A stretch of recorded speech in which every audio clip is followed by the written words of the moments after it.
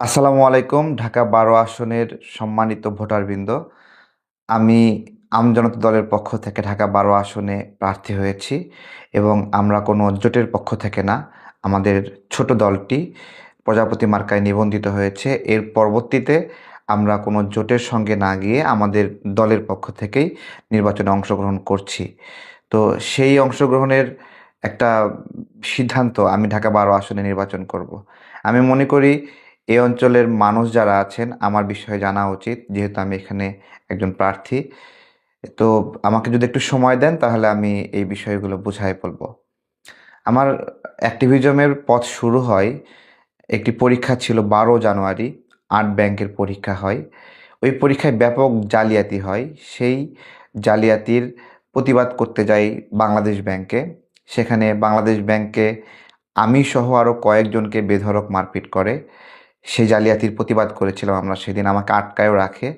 সেখান থেকে মুক্ত হওয়ার পরে আমরা একটা প্রোগ্রাম দেই ১৬ জানুয়ারি এবং এটা অনেক বড় একটা প্রোগ্রাম করি এবং আমি সেখানে নেতৃত্বে জায়গাতে ছিলাম। এরপরে ম্যানেজমেন্ট ডিপার্টমেন্ট ওই পরীক্ষার আয়োজক ছিল। আমরা সেটা ঘেরাও করি এবং সাকসেসফুলি সেই পরীক্ষা বাতিল করাই। এর পরবর্তীতে আরেকটি অ্যাক্টিভিজম আমি যুক্ত হই, তেজগাঁ কলেজ, এখানেরই একটা কলেজ। সেখানে কিছু দুষ্কৃতিকারী নকল করছিল, জালিয়াতি করছিল, ডিভাইস জালিয়াতি। তো ওটা একটা লিখিত পরীক্ষা ছিল। আমি সেই পরীক্ষায় সেই জালিয়াতিটা ধরে ফেলি এবং এটা ছোটোখাটো হলে সমস্যা ছিল না, বড় পর্যায়ে ম্যাসিভলি হচ্ছিল আর অনেকে এটা ধরে ফেলেন। তখন আমরা সবাই মিলে প্রতিবাদ করি। তখন তেজগাঁ কলেজের নিচে সেই নকল সরবরাহকারীদের একটা চক্র ছিল, তারা আমি ওখান থেকে বের হওয়ার পরে আমাকে বেধড়ক মারপিট করে। সেই সময় আমি প্রতিবাদ জানাই, আমরা সমন্বিতভাবে প্রতিবাদ জানাই। তেজগাঁ কলেজকে ৩ মাসের জন্য কেন্দ্র হিসেবে সাসপেন্ড করে রাখা হয়েছিল। তো এর পরবর্তীতে আমি তেজগাঁ কলেজে আরও অনেকগুলো পরীক্ষা দিয়েছি। এটা আলহামদুলিল্লাহ যে তেজগাঁ কলেজের পরিবেশ সেখানে ফিরে এসেছিল। এরপরে আরেকটা অ্যাক্টিভিজমের কথা বলি। বেকার অধিকার সংরক্ষণ পরিষদ নামে আমাদের একটা পরিষদ ছিল। আমি উদ্যোগ নিয়েছিলাম সেই পরিষদের। সেটার পক্ষ থেকেই আমি, এটা সম্ভবত ২০ জানুয়ারি কি ২১ জানুয়ারি এরকম হবে, আমি ২৬ তারিখে ডাক দেই কোটা সংস্কার আন্দোলনের। ২৬ জানুয়ারি। তো ওই দিন গোয়েন্দা সংস্থাগুলো খুবই তৎপর ছিল এবং আমাদেরকে ভয়ভীতি দেখানো হচ্ছিল। পরবর্তীতে এটা পোস্টপোন করলেও আমরা বেশ কিছু সহযোদ্ধা সেখানে যাই এবং অন্তত একটা মিটিং করি যে আমরা কিভাবে বড় পরিসরে এই প্রোগ্রামটা করতে পারি। এর পরবর্তীতে ৩ ফেব্রুয়ারি আমি, দীন মোহাম্মদ মাসুদ, সাকিব চৌধুরী মিলে ঘোষণা দেই ২০১৮ সালের সেই ঐতিহাসিক কোটা সংস্কার আন্দোলন। তো ওইটা আমি আহ্বান জানিয়েছিলাম সেই সময় এবং সম্ভবত ১৪ ফেব্রুয়ারি পাবলিক লাইব্রেরির সামনে আমি গঠন করি। ওই সময় আমাদের মিনা আলামিন ভাই, সুমন কবির, সে সহ আমরা বাংলাদেশ সাধারণ ছাত্র অধিকার সংরক্ষণ পরিষদ গঠন করি ১৪ ফেব্রুয়ারি। এবং সেই দিন আমরা, এর আগে আমরা প্রোগ্রামটা দিয়েছিলাম ১৬ ফেব্রুয়ারিতে, কিন্তু একদিন পিছিয়ে ওই দিনটি শুক্রবার হয়, আমরা শনিবারে প্রোগ্রামটি নিই ১৭ ফেব্রুয়ারি। সেইখান থেকেই মানে একবারে অফিসিয়ালি সাংগঠনিকভাবে ছাত্র রাজনীতির মধ্যে আমার প্রবেশ করা। তো এই আন্দোলনটা করতে গিয়ে শুরুতে আমি হাতে লিখে লিখে লিফলেট দিতাম পাবলিক লাইব্রেরির ভিতরে। সবাই খুঁজতো লাইব্রেরিতে এই লিফলেটটা কে দিয়েছে। তো একদিন সবাই যখন লিফলেটটা পেয়ে গেল, আমি টেবিলের উপর দাঁড়িয়ে বললাম, সবার কাছে একটা লিফলেট যাওয়ার কথা, আপনারা কি পেয়েছেন? তো ওই লিফলেটটাই ছিল কোটা সংস্কার আন্দোলন শুরুর একবারে প্রাইমারি লেভেলের হাতে লেখা একটা লিফলেট, যেটা আমার খুব ভাল লাগে যে আমাদের বেকার ভাইরা, ছাত্র ভাইরা, মেধাবীরা খুবই কষ্ট পাচ্ছিল। তারা নিয়োগ পরীক্ষা দিচ্ছিল কিন্তু কোনোভাবেই সাকসেসফুল হচ্ছিল না, কারণ একটা বৈষম্যমূলক বড় একটা কোটা প্রথার কারণে এখানে মেধার একটা বাধাগ্রস্ত হতো, যে মেধাবীরা নিয়োগ পাচ্ছে না বারবার পরীক্ষা দিয়েও। তো সেই যে শুরু হলো কোটা সংস্কার আন্দোলন। এরপরে ১৪ই মার্চ আমাদের অনেকগুলো ভাই আটক হয়, তাদেরকে উদ্ধার করতে গিয়ে আমি নিজেও আটক হই। ওইদিন একটা স্মৃতি মনে আছে, সবাই বের হওয়ার জন্য চেষ্টা করছিল কিন্তু আমাকে পুলিশের ঊর্ধ্বতন কর্মকর্তা ২ জন আমাকে ছাড়াই নেওয়ার জন্য আসে। যারা আমার ইউনিভার্সিটির সাথে খুবই রিলেটেড ছিল, তারা আমার পরিচিত। তো ওই সময় আমি বলেছিলাম যে আমি সবাইকে না নিয়ে বের হব না। তো এটা 14ই মার্চের একটি ঘটনা। এর পরবর্তীতে 8 এপ্রিল একটা বড় আন্দোলন হয়। তো আমি তো কোচিং সেন্টারগুলোতে ভালো সম্পর্ক ছিল, সেই জায়গা থেকে কোচিং সেন্টার থেকে আমাদের ভাইদেরকে নিয়ে আন্দোলন সময় দিতাম বা একত্রিত করার চেষ্টা করতাম। তো 2018 সালে 8 এপ্রিল অনেক বড় একটা সংগ্রামের নেতৃত্ব দেওয়ার সুযোগ হয়। 9 এপ্রিলে সেই সময় প্রধানমন্ত্রী শেখ হাসিনা দাবি মেনে নেন, প্রথম এবং দ্বিতীয় শ্রেণীতে কোটা বাতিল করা হয়। এর ফলে বিসিএস নন ক্যাডার এই পরীক্ষাগুলোতে মেধার ভিত্তিতে নিয়োগ শুরু হয় এবং একটা বড় বোঝা মাথার উপর থেকে সরে যায় বেকার ভাইদের। 2018 সালের 9 এপ্রিলে দাবি মেনে নেওয়া হলেও এটা বাস্তবায়ন হচ্ছিল না। সেই সময় আমরা আরও আন্দোলন চালিয়ে যাচ্ছিলাম, যেটা কবে থেকে বাস্তবায়ন হবে। 14 জুলাই কি 12 জুলাই আমাকে আইন শৃঙ্খলা রক্ষাকারী বাহিনী উঠায় নিয়ে যায়। তারা একটা জায়গায় নির্ণয় করে যে এই যে আন্দোলনের বৃহত্তর একটা রূপ, ক্যাম্পেইন এবং ছাত্র সমাজকে একত্রিত করা, কোচিং সেন্টারগুলোর সাথে সমন্বয় করা, এই সকল বিষয় যখন তারা দেখছিল এই কাজগুলো আমি করছিলাম, তখন তারা আমাকে সে জায়গা থেকে মনে করছিল যে আমাকে আটক করলে, গ্রেপ্তার করলে হয়তো বা আন্দোলন স্তিমিত হবে। 14 এপ্রিল কি 12 এপ্রিল এরকম হবে, 12 জুলাই এই সময়টাতে আমাকে অপহরণ করে আইন শৃঙ্খলা রক্ষাকারী বাহিনী, যেটাকে গুম করা বলা হয়। সেখানে প্রায় 3 দিনের অধিক সময় আমাকে আটক রাখা হয় এবং আটকের প্রত্যেকটি সময় এত নির্যাতন করা হয়েছে, আমার হাতে একটা দাগও রয়েছে সেখানে। এখানে সেই সময় তার দিয়ে বেঁধেছিল হাতের চামড়া পুরো উঠে গেছিল। এত বেশি মানে মারছিল, মোড়ামুড়ি করছিলাম, এরকম একটা অবস্থা। তো ওইদিন সম্ভবত আমাকে কাফরুলে রাখা হয়েছিল, কারণ আমাকে যেই গরম খাবারটা আনা হয়েছিল সেটার গায়ে কাফরুলের একটা হোটেলের অ্যাড্রেস লেখা ছিল। সেখান থেকে অনুমান করি যে কাফরুলের নিকটতম কোনো আইন শৃঙ্খলা রক্ষাকারী বাহিনীর একটা টিম থাকতে পারে, তারা এই আটকের সঙ্গে জড়িত থাকতে পারে। তো এইটা আসলে 18 সালে, 18 সালের পরেও শিক্ষক নিয়োগে কোটা, তারপরে রেলওয়ে কোটা, এই বিষয়টাতেও একটা বড় ফাঁকফোকর রয়ে যায়। সেই জায়গা থেকে সেটার বিরুদ্ধেও আমি কোর্টে রিট করি। আমার মনে আছে এখলাসউদ্দিন ভূঁইয়া স্যার এই রিটটা আমাকে করিয়ে দেন। রিটটা 2021 সালের জানুয়ারি মাসের দিকে করা হয় এবং এই রিটটা করার আগে এক্স্যাক্টলি আমাকে আগের দিন আমাকে অপহরণ করা হয় আবারও আইন শৃঙ্খলা রক্ষাকারী বাহিনীর পক্ষ থেকে। সেবার আমাকে ডিবি থেকে উঠায় নিয়ে যাওয়া হয় এবং এত মারছে আমাকে যে চিন্তার বাইরে, যে তোর কেন এত মাথা ব্যথা, তুই কেন রিড করতে গেছস, এই বিষয়গুলো আমার খুব মনে আছে। 84% মানে আপনার হলো অনেকে বলে 80%, অনেকে 84% শিক্ষক নিয়োগে একটা কোটার প্রয়োগ হয়, যেখানে 60% নারী কোটা, 20% পোষ্য কোটা, বিজ্ঞান কোটা। সামগ্রিকভাবে একটা বেকার যুবক, তার জায়গাটা অনেক সংকীর্ণ। আমরা একটা সমতার কথা বলছিলাম যে সবাই সমানভাবে পাক, সে জায়গা থেকে রেলওয়েতে 40% পোষ্য কোটা। তো এই বৈষম্যগুলো নিয়ে দীর্ঘদিন লড়াই সংগ্রাম করেছি। তারপরে প্রশ্ন ফাঁসের বিষয় তো একটা রয়েছে। এই প্রশ্ন ফাঁসের যতগুলো ঘটনা ছিল সবগুলোতেই কর্মসূচি ডেভেলপ করা, প্রতিবাদ করা, আমরা অনেক চেষ্টা করছি কিন্তু ঠেকাতে পারি নাই। এবং খুব সাম্প্রতিক সময়েও একটা শিক্ষক নিয়োগে প্রশ্ন ফাঁস হয়ে গেল, আমরা প্রতিবাদ করছি, কোনো কাজ হচ্ছে না। গত বছরও এই ঠিক সেম একই সমস্যা ছিল, ব্যাপক প্রশ্ন ফাঁস হয়েছিল, কোনো কাজ হয়নি। তো এগুলো নিয়ে আমার একটা কিছু লড়াই সংগ্রাম আছে। 2020 সালে বা 21 সালে যে আমাকে গুম করা হলো ডিবির পক্ষ থেকে, সেইবার আমি গুম থেকে বের হয়েই এসে প্রেস ক্লাবে অনশনে বসে যাই। এই জন্য অনশনে বসে গিয়েছিলাম যে এভাবে গুম করবে কেন? হ্যাঁ, আমাকে অফিসিয়ালি ডাকবে, আমি যাবো, কথা বলবো, আইন শৃঙ্খলা রক্ষাকারী বাহিনীর কোনো জিজ্ঞাসা থাকলে আমাদেরকে জিজ্ঞাসা করবে, আমরা কথাবার্তা বলবো। তো সেই জায়গা থেকে আমি অনশনে বসেছিলাম। তো এটা ছিল ওই অধ্যায়ের একটা আন্দোলন সংগ্রামের অংশ। এর পরবর্তীতে প্রবাসী ভাইদের নিয়েও একটা প্রোগ্রাম ছিল। 383 প্রবাসীকে আটক করা হয়। তাদেরকে তারা খুন করতে পারে, চুরি করতে পারে, ডাকাতি করতে পারে, এরকম অভিযোগ দিয়ে আটক করা হয়। সেই সময় আমি নিজে সেই মামলার জামিনদার হয়ে আমাদের প্রবাসী ভাইদেরকে মুক্ত করার একটা ঘটনাও আছে। আমার এই রাজনৈতিক কার্যক্রমগুলো প্রত্যেকটা স্তরে স্তরে অনেকগুলো ঘটনা আছে। আরেকটা ঘটনা আছে যে আমাদের প্রবাসী ভাইরা হোটেল কোয়ারেন্টাইনের ফির কারণে অনেক হয়রানির শিকার হচ্ছিলেন। তো তখনও এখলাসউদ্দিন ভূঁইয়া সাহেব, উনি আমার বিজ্ঞ আইনজীবী, উনি আমাকে অনেক হেল্প করেন। ওনার বাসাও এই ঢাকা 12 নির্বাচনী এলাকায়, উনি ভালো জানেন। তো ওনার সহযোগিতায় মানে লক্ষ লক্ষ প্রবাসীকে হোটেল কোয়ারেন্টাইনের ফি থেকে বাঁচানোর একটা ব্যবস্থা করি। এই হোটেল কোয়ারেন্টাইন ফির কারণে আমার উপর হোটেল মালিকরা খুবই ক্ষিপ্ত ছিল সেই সময়। শুধু হোটেল মালিকরা ক্ষিপ্ত ছিল এরকম না, হোটেল মালিকের পাশাপাশি আপনার হলো আমাদের সরকারি বিভিন্ন ব্যবস্থাপনার যারা দায়িত্বে থাকেন, তারাও আমার উপর খুব রাগান্বিত ছিল। কারণ হোটেল কোয়ারেন্টাইন ফি বাতিল হয়ে যাওয়া মানে শুধুমাত্র হোটেল কোয়ারেন্টাইন ফি, অনেকেরই আয় ইনকাম বন্ধ হয়ে যাওয়া। বিষয়টা এরকম যে 3 দিন থাকবে কোনো একজন প্রবাসী, তার জন্য তাকে 40,000 50,000 টাকা পে করতে হবে।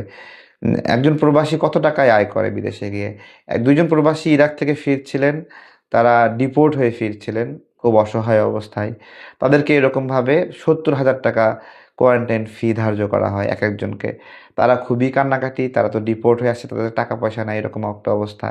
ওই জায়গা থেকে আমি প্রতিবাদ করি, প্রতিক্রিয়া জানাই। সেই সময় প্রবাসী কল্যাণ মন্ত্রণালয়ে একজন অফিসার আমাকে সেনাবাহিনী, পুলিশ, র্যাব, এই 3 বাহিনীর লোককে সামনে দাঁড় করায় রাখে আমাকে মানে মানসিক এবং শারীরিক অত্যাচার করেছিল। তো এগুলো একেকটা জায়গায়, আমি তো একজন অ্যাক্টিভিস্ট মানুষ। আমার জায়গা থেকে আমি বিভিন্ন সময় প্রেস ক্লাব ভিত্তিক, শাহবাগ কর্তৃক ছোট, ছোট আন্দোলন সংগ্রামে আমার জায়গা থেকে আমার মতো করে চেষ্টা করি। 2024 সালের যেই গণ-অভ্যুত্থান, সেই বিষয়েও একটু অল্প কিছু বলে আজকে শেষ করব। আমার এই বিষয়গুলো আপনারা যদি শোনেন, তাহলে আমাকে জানবেন যে আন্দোলন সংগ্রামে আমি কিভাবে মানুষের অধিকারের জন্য চেষ্টা করেছি আমার জায়গা থেকে। মোদি বিরোধী আন্দোলনের কথা মনে আছে। মোদি বিরোধী আন্দোলনে আমরা তো অনেকেই পিছুটান দিয়েছিল। আমাদের জায়গা থেকে আমরা পিছুটান দেইনি। আমি নিজে আহত হয়েছিলাম, আমার হাত মচকে গিয়েছিল। এবং আরেকটা ঘটনা মনে আছে, বাম গণতান্ত্রিক জোট নামে এরকম নাকি একটা ছাত্র সংগঠন আছে। তারা বড় একটা মিছিল করে, সেই মিছিলে পুলিশ হামলা করে ভালোই, এবং সবাই মশাল রেখে এদিক ওদিক ছোটাছুটি করতে থাকে। তো আমার মনে আছে, আমি নাগরিক ছাত্র ঐক্যের আমাদের মোশাররফ ভাই সহ বেশ কিছু আমাদের সহযোদ্ধা মিলে আমি সেই সময় সেই মশালগুলো কুড়িয়ে নিয়ে আবার আগুন জ্বালিয়ে ওইদিন আমি প্রতিরোধ করেছিলাম। তো আন্দোলন সংগ্রামে আমার জায়গা থেকে আমারও ভয় লাগে, আমিও অনেক সময় ভয় পেয়েছি। তারপরেও ভয়কে জয় করে বিভিন্ন সময় বিভিন্ন প্রতিবাদে অংশ নিয়েছি। জুলাই গণ-অভ্যুত্থানে বিএনপির ভারপ্রাপ্ত চেয়ারম্যান তারেক রহমান সাহেব, তিনি আমাকে অ্যাপোলো ভাইয়ের মাধ্যমে স্মরণ করেন যে, "তুমি কোথায় আছো? আমার মনে হচ্ছে ছাত্ররা আন্দোলন বন্ধ করে দেবে।" তো সঙ্গে সঙ্গেই এই বিষয়টা জানতে পেরে ঢাকায় চলে আসি। নিজের মতো করে আন্দোলনে অংশ নেই। গায়েবানা জানাজার নামাজ যেদিন ছিল, সেই দিনে আমরা আমাদের দলের পক্ষ থেকে গায়েবানা জানাজা নামাজ যাচ্ছিলাম আমরা। পুলিশ বাধা দিল। আমাদের সভাপতি মিয়া মসিদুজ্জামান স্যার সাহসের সাথে বলিষ্ঠভাবে সেই সময় প্রতিবাদ করলেন এবং ধস্তাধস্তি হলো। আমরা ওইখান থেকে কিন্তু নামাজ না পড়ে চলে আসিনি। সেদিন আমি ওই নামাজের ইমামতি করেছিলাম জুলাই গণ-অভ্যুত্থানের মধ্যে। এর পরবর্তীতে যখন সন্ধ্যার দিকে দেখলাম আন্দোলন বন্ধ করে দিল আমাদের ছাত্র ভাইরা, সমন্বয়ক ভাইরা, তখন আমার খুব খারাপ লাগছিল। কিন্তু আমার আরেকটা জিনিসও মনে হচ্ছিল, যেখান থেকে আন্দোলন বন্ধ করে দিল ক্যাম্পাস কেন্দ্রিক, আমার মনে হচ্ছিল যে এটা এখন সারা দেশে ছড়িয়ে দেওয়ার সময়।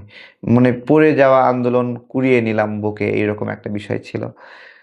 এই দিন ইস্ট ওয়েস্ট ইউনিভার্সিটির সামনে লাঠি হাতে নিয়ে ১ম আমরা প্রতিরোধ করি। আমি ওইখানে ইস্ট ওয়েস্টের সামনে এবং ব্র্যাক ইউনিভার্সিটির মাঝামাঝি জায়গায় একটা সমন্বয় করছিলাম। যোগাযোগ মেইনটেইন করতেছিলাম। ওই সময় ব্র্যাক ইউনিভার্সিটিতে হামলা হয়। তো আমাদের জায়গা থেকে রিক্সা চালক, তারপরে ফল বিক্রেতা, পথচারী সবাইকে নিয়ে এক জায়গায় করে ব্র্যাক ইউনিভার্সিটির দিকে তাদেরকে উদ্ধার করতে যাওয়া, এবং পুলিশ পুলিশ যে হামলা করতেছিল সে জায়গায় পুলিশই সেখান থেকে পালিয়ে যায় আমাদের চাপ দেওয়ার ফলে। সেইখান থেকে তারা ব্যর্থ হয়ে র্যাবকে পাঠায়। সেই র্যাবও আমাদের টিমের কাছে পরাজিত হয়। এরপরে যখন বিজিবির বড় একটা টিম আসে, ওই সময়টাতে আমরা প্রাথমিকভাবে একটু আটকানোর চেষ্টা করি। এরপরে বাইক নিয়ে আফতাবনগরের কয়েকটা মসজিদ, বনশ্রীর কয়েকটা মসজিদ, আমাদের জায়গা থাকে, এগুলো আমরা মাইকিং করে আমাদের নাগরিকবৃন্দকে আহ্বান জানাই। এবং আমার খুব ভাল লাগে সবগুলো মানুষ নেমে আসছিল আমাদের ডাকে। এবং তার পরবর্তীতে আমরা বিজিবিকে ওই দিন আত্মসমর্পণ করি। ওইখানে একটা ছবি আছে আমার।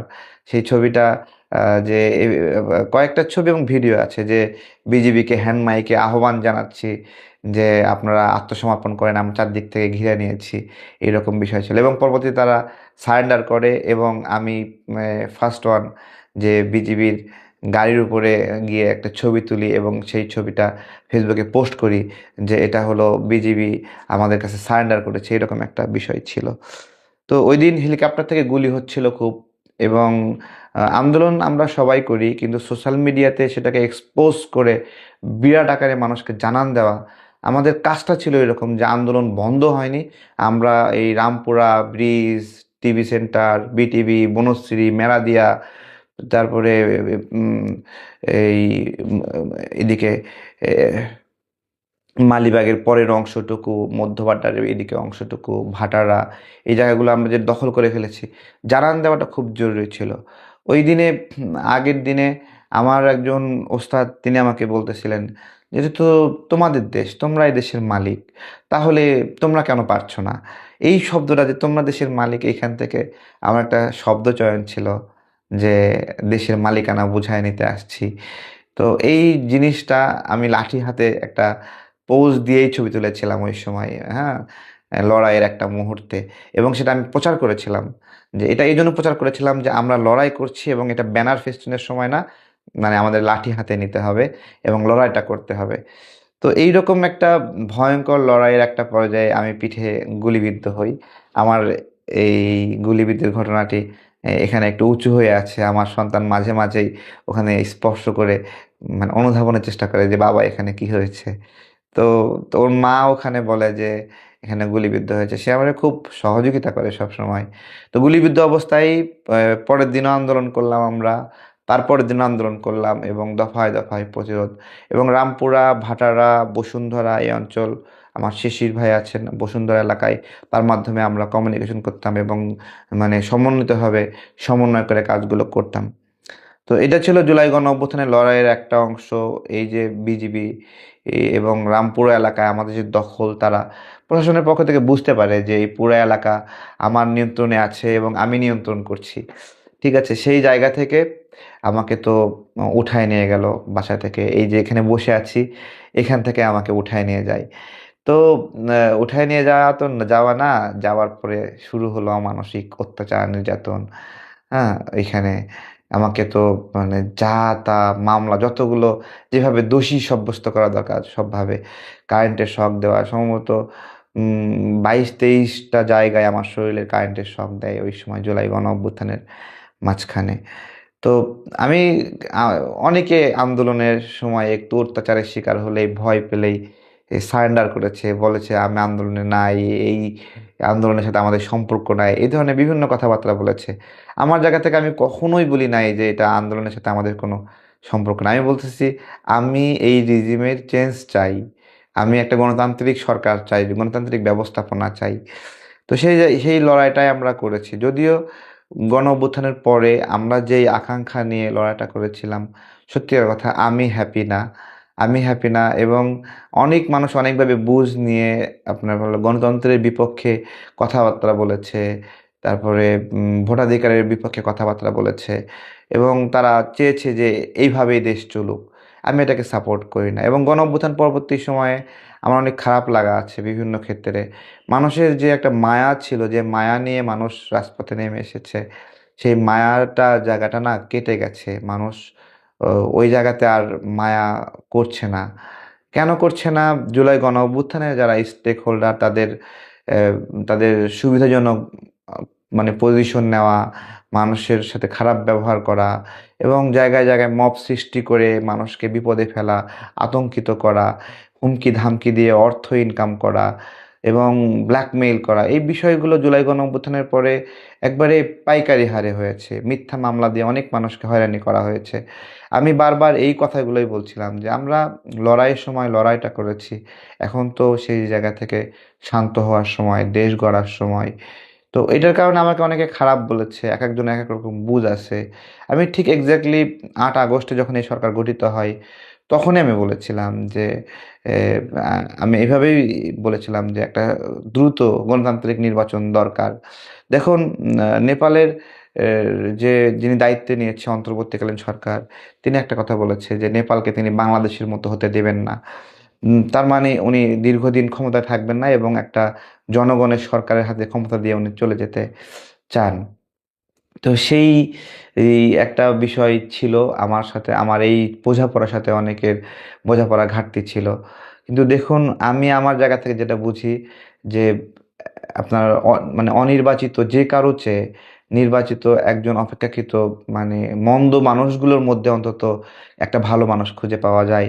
যাকে অন্তত কিছু মানুষ মানে সাপোর্ট দেয়, অপেক্ষাকৃত বেশি সাপোর্ট নিয়ে সে নির্বাচিত হয়। তো মানুষ তো আর মানে ভুল বোঝে না যে তারা ভুল ব্যক্তিকে সাপোর্ট দিয়ে নির্বাচিত করবে। এই অসম্মান করার তো সুযোগ নাই। তো এটা ছিল আমাদের গণতান্ত্রিক লড়াই একটা বিষয়। যে অনেকে অনেক ধরনের ডিমান্ড আছে। কিন্তু আমরা একটা জিনিস খেয়াল করেছি, জুলাই গণঅভ্যুত্থানের আগে আমরা লড়াইটা করেছি। আমাদের মধ্যে একটা আকাঙ্ক্ষা ছিল যে গণতান্ত্রিক একটা দেশ হবে, সবার মতামতের প্রাধান্য থাকবে, সবাই ভোট দিতে পারবে, সবাই ভোটাধিকার পাবে এবং সবার অংশগ্রহণে একটা ভোট হবে। সে জায়গা থেকে এই মানে সময়টাতে যে নির্বাচন, সেটাতেও আমার একটা আকাঙ্ক্ষা ছিল যে সবাইকে নিয়েই এই নির্বাচনটা হবে। যাই হোক সেই জায়গাটা অনেক সংকীর্ণ, সে জায়গাতে আর সম্ভাবনা নাই। যেই পরিস্থিতিতেই নির্বাচন হচ্ছে, এই পরিস্থিতিতেই আমি একজন প্রার্থী হিসেবে এখানে দাঁড়িয়েছি। ব্যক্তিগত জীবনে আপনারা আমাকে জিজ্ঞাসা করবেন যে আমি আসলে কিভাবে আয় ইনকাম করি। আমি এই গণ-অভ্যুত্থানের আগে বা তারও আগে ২০১৮ সালের আগে একজন আইটি এক্সপার্ট ছিলাম। আমার একটা আইটি ফার্ম ছিল। আমি তখন কুমিল্লাতে ইউনিভার্সিটিতে পড়তাম। তো সেখান থেকে আমি আমার বাবা-মায়ের ইচ্ছায় ব্যবসা বন্ধ করে আমি সরকারি চাকরির জন্য খুঁজি তাদের ইচ্ছা পূরণের জন্য। তো সেখানে অনেকগুলো ভাইবা দেওয়ার পরেও আমি ফেইল হই। এরপরে তো আন্দোলনে সম্পৃক্ত হলাম। তারপরে বেশ কিছু সরকারি চাকরির ভাইবা দিলাম। কিন্তু ওই যে চাকরি তো আমরা সরকার বিরোধী একটা আন্দোলনে রূপান্তরিত হয়েছে। সে জায়গা থেকে চাকরি অনেক কঠিনই ছিল আমাদের জন্য। পাস করেছি, ভাইবা দিয়েছি, তারপরে ভেরিফিকেশন হয়েছে। একবারের পরে ২ বার ৩ বার কিন্তু চাকরি হচ্ছে না। এরকম মানে অবস্থায় এই আপনার হলো পরিবার থেকেও ওইভাবে সাপোর্ট পাচ্ছিলাম না। খুবই কম সাপোর্ট পাচ্ছিলাম। পরিবারও চাচ্ছিল না যে আমরা এই রাজনীতি করি, আন্দোলন করি। এরকম একটা আমার পরিবারে এই ধরনের একটা সিচুয়েশন আমি ফেস করেছি। অর্থনৈতিক জায়গা থেকে বন্ধ করে দেওয়া হয়েছে সাপোর্ট। তখন বাধ্য হয়ে প্রাথমিকভাবে আপনার হলো ফুটপাত কেন্দ্রিক ব্যবসা করেছি, দই বিক্রি করেছি। তো এর পরবর্তীতে সিজনাল ফলের ব্যবসাতে যখন থেকে ঢুকলাম, তখন থেকে প্রত্যেকটা সিজন আসলেই আমের ব্যবসাটা আমি খুব ভালোভাবে করার চেষ্টা করি। এটা আমার একটা আয়ের উৎস। এটা হলো গে গ্রীষ্মকালে যখন ফল পাকে তখন একটা আয়ের উৎস। আর শীতকালে শুরুতে মধু বিক্রি করি। এই মধু বিক্রি থেকেও আমার একটা আয় হয়। এই ২ টা আমার আয়ের মানে জায়গা থেকে একটা আয় পাই। আরেকটা হলো Facebook এবং YouTube থেকে কিছু আয় পাই। সেই আয় দিয়ে আমার বেশ ভালোভাবে চলে যায়। এই ৩ ধরনের আয়ের সমন্বয়ে আমার জীবন ও জীবিকা চলছে। আলহামদুলিল্লাহ আমি ভালো আছি এবং আমার এই আয় থেকে আমি রাজনীতির জন্য আমার যে আমজনতা দল সেটার জন্য আমি ব্যয় করি। প্রিয় বাংলাদেশের নাগরিকবৃন্দ, বিশেষত ঢাকা ১২ আসনের নাগরিকবৃন্দ, আমি অনেকগুলো সময় আপনাদের কাছ থেকে নিয়ে ফেলেছি। সবশেষে আমি বলি যে আমি আপনাদের জন্য কি করতে পারবো? প্রথমত আমি একজন অ্যাক্টিভিস্ট মানুষ। সেখান থেকে রাজনৈতিক জায়গায় একটা দলের সাধারণ সম্পাদক হিসেবে কাজ করছি। ভারতের পণ্য বর্জন আন্দোলনে আমার অনেক কার্যক্রম আছে। ভারতের আগ্রাসন বিরোধী আন্দোলনের যে বীজ বপন, সেটা আমার হাত দিয়ে এখানে হয়েছিল। প্রায় ১৬-১৭ লক্ষ লিফলেট দেশীয় পণ্য পরিচিতির জন্য আমরা করেছি। ভারতীয় পণ্য, ইসরায়েলি পণ্য বর্জন সেই বিষয়ে কাজ করেছি। তো আপনাদের বিষয়ে আমি কি কাজ করতে পারি বা কি কাজ করতে চাই? আমার কিছু বোঝাপড়া আছে। এখানে মানুষগুলোর সাথে বসেছি। এখানে প্রচুর পরিমাণে আপনার হলো অনিরাপদ ব্যবস্থাপনা আছে অনেক ক্ষেত্রে। আমি ঢাকা ১২ অঞ্চলকে একটা নিরাপদ জায়গা হিসেবে তৈরি করতে চাই। দখলবাজি, ছিনতাই, চাঁদাবাজি অথবা দলাদলি অথবা মানুষকে আতঙ্কিত করা, এই বিষয়গুলো জায়গা থেকে মানুষকে এমন একটা অনুভূতি দিতে চায় যে তারা নিরাপদে আছে, ভালো আছে। তো এটা আমার একটা লড়াই থাকবে একজন অ্যাক্টিভিস্ট মানুষ হিসেবে, যেভাবে আন্দোলন সংগ্রামের মাধ্যমে দেশকে একটা সময় সার্ভ করার চেষ্টা করেছি। তো আমি এই জায়গাতে এমপি হলে আমি সেই আপনাদের আপনাদেরকে একটা নিরাপদ, আমাদের স্কুলগামী বোনরা অথবা আমাদের কর্মজীবী নারীরা, তাদের জন্য একটা নিরাপদ রাস্তা উপহার দেব, যে রাস্তায় কেউ ইভটিজিং করবে না, আপনাদেরকে পীড়া দেবে না, আপনাদের মানসিক অথবা শারীরিক কোনো ধরনের ক্ষতির কারণ কেউ হবে না। এটা আমি একটা ইচ্ছা আছে আমার। আমার এখানে প্রচুর শিল্প অঞ্চল, এখানে গার্মেন্টস আছে, উৎপাদনে বিভিন্ন বিস্কিট ফ্যাক্টরি আছে, বিভিন্ন ধরনের মেডিসিন ফ্যাক্টরি আছে। আমি যেটা চেষ্টা করব, এখানে অনেক নারী চাকরি করে এবং নারীদের ক্ষেত্রে সমস্যা হলো সন্তান জন্মদানের পরে 6 মাস তো ছুটি পাই, এর পরবর্তী সময়টা কিভাবে চলে।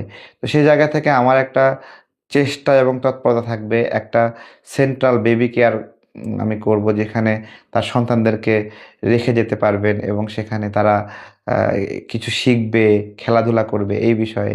পাশাপাশি প্রত্যেকটা কারখানাতে যেন বেবি কেয়ার ছোট্ট একটা আয়োজন থাকে, সেটাও আমি উদ্যোগ নিয়ে একটা করার চেষ্টা করব। তো এখানে আরও শিল্প কারখানার অনেক সমস্যাও রয়েছে। গ্যাস নিয়ে একটা সমস্যা হয়, আমি বলেছি যে একটা বাল্ক সিস্টেম করব, একটা ফুয়েল সেন্টার করব, যেখানে বেশ কিছু ট্রাক ভর্তি বাল্ক গ্যাস সিলিন্ডার রেডি থাকবে, যখন কোনো কারখানাতে ইমার্জেন্সি প্রয়োজন হবে সেখান থেকে সাপোর্ট দেওয়ার একটা বন্দোবস্ত করব। সবচেয়ে গুরুত্বপূর্ণ, এখানে কিছু রাস্তা আমি খেয়াল করেছি যেগুলো একটু খারাপ অবস্থায় আছে।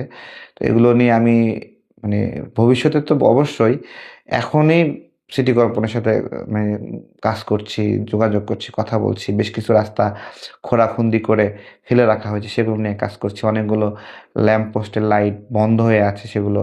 তো এই বিষয়গুলো নিয়ে অনেক কাজ করার ইচ্ছা আছে। নিরাপদ পানি, নিরাপদ বৈদ্যুতিক ব্যবস্থাপনা নিয়ে কাজ করব ইনশাল্লাহ। আর আরেকটা বিষয় নিয়ে আমি অনেক আগে থেকেই কাজ করি, সেটা হলো স্কিল ডেভেলপমেন্টের কাজ। ছোট বাচ্চাদেরকে বিভিন্ন কারিগরি শিক্ষার জন্য আমার আলাদা একটা প্রজেক্ট ছিল। তো এইখানে যদি আমি সুযোগ পাই, অথবা সুযোগ যদি নাও পাই, তারপরে আমার একটা ইচ্ছা আছে, যেহেতু এই এলাকায় আমি আমি আমার রাজনীতির বীজ বপন করছি, আপনাদের সাথে কাজ করব, পথে একসাথে চলবো। সে জায়গা থেকে এখানে নাগরিকদেরকে স্কিল ডেভেলপমেন্টের জন্য বিভিন্ন সেশন করা, ওয়ার্কশপ করা, কারিগরি প্রশিক্ষণ দেওয়া। আমি মনে করি দক্ষতা হলো মানুষের সাহস যোগায় এবং হিম্মত বাড়ায় এবং তার মনকে শক্তিশালী করে। আর অদক্ষতা মানুষকে অসহায় করে তোলে যখন সে কোনো কাজ পারে না। আমি এখানে নাগরিকদেরকে, যুবকদেরকে, যুবতীদেরকে কর্মে এক্সপার্ট করব এবং তারা যেন ভালো একটা জায়গায় চাকরি পায়। এখানে শিল্প কলকারখানা বা সরকারি চাকরির ক্ষেত্রে তারা যোগ্যতার প্রমাণ দিয়ে ভালো করতে পারে, সেই ধরনের একটা নার্সিং এবং গ্রুমিং করব। ঢাকা 12 নাগরিকবৃন্দ, অনেকগুলো কথা বলেছি, অনেকটা সময় নিয়েছি আপনাদের কাছ থেকে।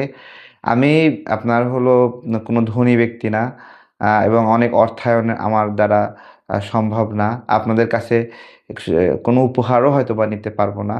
আমি যেটা চেষ্টা করব, কিছু পলিসির মাধ্যমে এই অঞ্চলের কিছু সাফারিং দূর করতে পারবো, যে পলিসিগুলো বছরের পরে বছর আপনাদেরকে সুবিধা দেবে।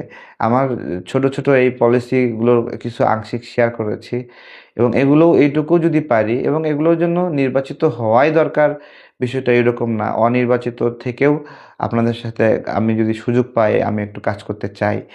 দোয়া করবেন আমার জন্য, আপনাদের জন্য দোয়া করি, আপনারাও ভালো থাকবেন ইনশাল্লাহ। চলতে ফিরতে অনেক দেখা হবে। আমি এখানে নির্বাচন করছি, এখানে প্রার্থী হয়েছি। 21 তারিখ থেকে পূর্ণভাবে লিফলেট, পোস্টার সব কিছু বা ব্যানার যা যা অনুমোদন আছে সেগুলো নিয়ে আপনাদের সাথে কাজ করব। আমি আজকের এখানে ভোট চাওয়ার বিষয় না, জাস্ট কাজ করতে চাই আপনাদের সাথে। হারি বা জিতি, কাজ করব ইনশাল্লাহ। হারলেও কাজ আছে, জিতলেও কাজ আছে। আপনাদের জন্য দোয়া করি, আমার জন্য দোয়া করবেন যেন আমার পথ চলা সহজ হয়, এবং আপনাদের জন্য দোয়া করি যেন আপনাদের পথ চলা সহজ হয়। ভালো থাকবেন। আসসালামু আলাইকুম।